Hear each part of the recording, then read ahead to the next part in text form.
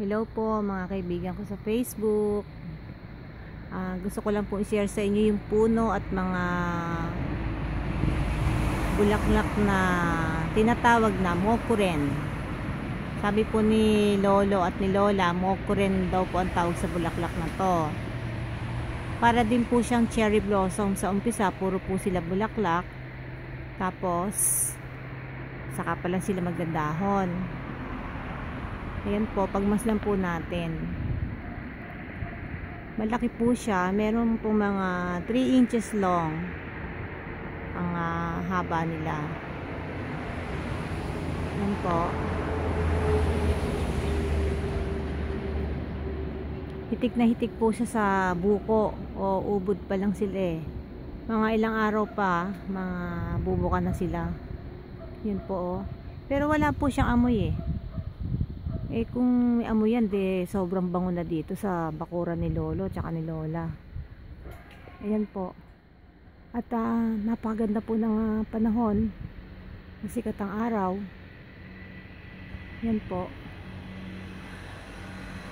Alam nyo po, nakatingala ako kasi mataas po yung puno eh.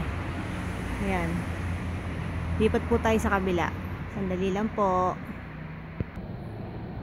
Ayan po, dito po tayo sa may kabila. Medyo malilim po dito kaya medyo madilim at saka backlighted po siya.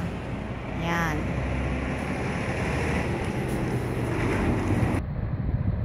Ayan po pagka medyo malapit. Alam nyo po, napakataas po ng puno na to. Malaki po siya. Pakikita ko po sa inyo. Sandali lang po. So, ito po. Nasa loob po tayo ng bakuran. Wala po dyan sa baba. Ayan po, mataas po siya. Ayan o. Mataas po siya. Mataas pa po sa bubong ng bahay nila Lolo. Ayan po.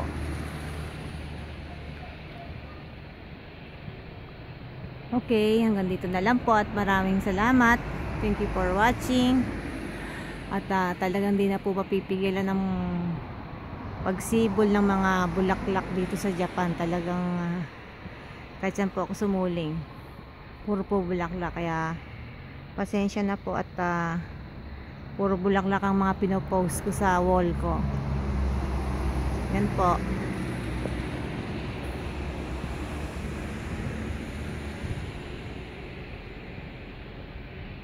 Okay, God bless you all.